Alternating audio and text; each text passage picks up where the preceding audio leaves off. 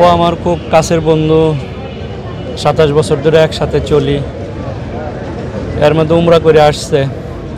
আজকে নিরিবিলি তো কি বললো যে আজকে কোথাও যাবো না, দুপুরে ভাত এনে খাওয়াইলাম, ভাত আনছি, ভাত খাওয়া পরে কি খাবি, গরু গোস্ত খাবি? পরে আমি না খাবো না, গোড়া মাছ দিয়ে খাওয়াইলাম। বসা দোকানে, পরে একটু সামান্য বাইরে হয়ে গেল, বাইরে আবার চলে আসছে বসা, যে সারাদিনই দোকানে ওর দলীয় লোকজন আসতেছে। ওকে আবার আমি এই যে আমার এখানে বসার জায়গা বানিয়ে দিছি, আসে লোকজন আয়ে যায়। এই মাগরিবের নামাজ পড়ে আসছি দোকানে, আমার তো দোকানে ভিড়, কাস্টমার আসছে, ও ওদিক দিয়ে বসে রয়েছে এই পাশে, আর আমরা ওখানে।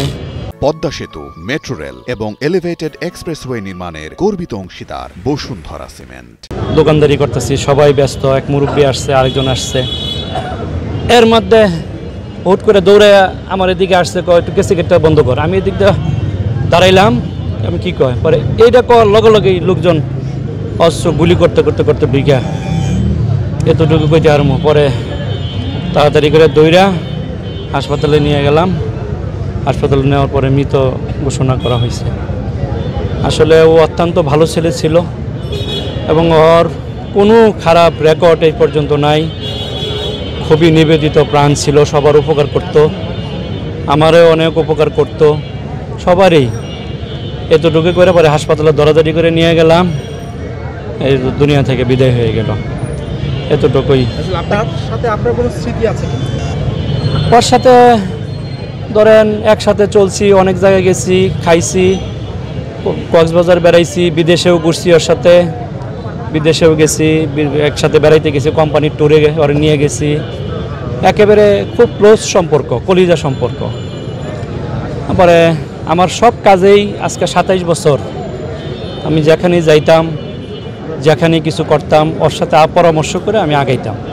দোস্ত এটা করতেছি, ওইটা করতেছি, এইভাবে করলে এটা কেমন হইব, এইভাবে করলে কেমন হইব। যেটা না করতো ওইটা আমি কখনোই করতাম না। এরকম ওর সাথে আমি দীর্ঘদিন, আমি আজকে এখানে 35 বছর ধরে ব্যবসা করি।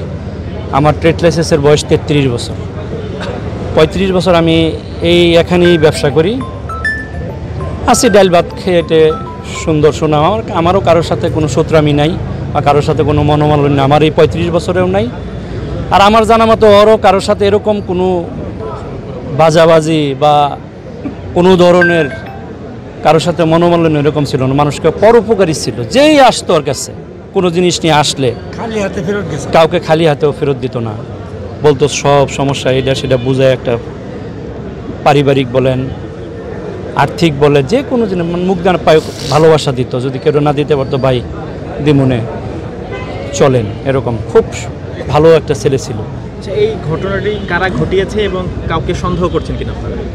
না, আমি কাউকে সন্দেহ করতে পারছি না। আমি শুধু দেখলাম অতর্কিত একটা হামলা হইল, মানে বিপজ্জনক, মানে একদম এই আধা মিনিটের মধ্যে যে এরকম একটা ঘটনা, আমরা হতভম্ব খেয়ে গেছি যে এটা কি হচ্ছে।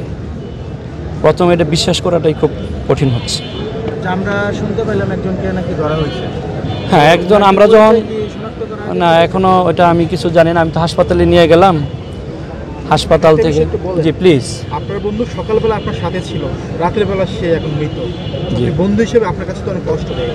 শুধু কষ্ট না, আমার যে কি পরিস্থিতি এটা আমি বুঝতেছি। আমার আব্বা আম্মা মারা গেছে, আমি এত শক পাই নাই।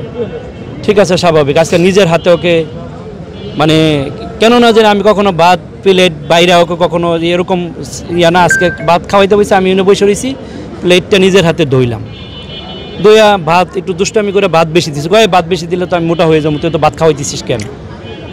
পরে আমি বললাম যে আজকে খা, এই যে গোড়া মাছ ভাল লাগবে।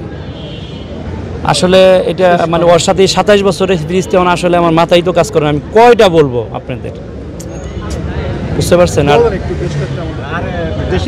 আর অনেক ধরেন কোনো আমার যে কোনো বিষয়ে, ধরেন আমার কোম্পানির কোনো ট্যুর থাকলে বা আমি এই যে ব্যবসা বাণিজ্য করি, কারোর সাথে যদি কোনো ধরেন ট্যুর দেওয়া লাগে বা কারো গিফট দেওয়া লাগে, সবই ওর পরামর্শ। আমার একটা মেইন উপদেষ্টাও ছিল, বন্ধুও ছিল, অভিভাবকও ছিল, এরকম একটা পরিস্থিতি। আসলে কি বিচার চান এখন? অবশ্যই বিচার চাই। কি বলে বিচার মানে কি, আমি তো এটা দেখে মরতে চাই, এই বিচারটা দেখে যেন আল্লাহ আমাকে মৃত্যু করে। এর আগে যেন আল্লাহর কাছে দোয়া করবো যে আল্লাহ তুমি আমাকে এর আগে মৃত্যু দিও না, একটু আবেদন করবো।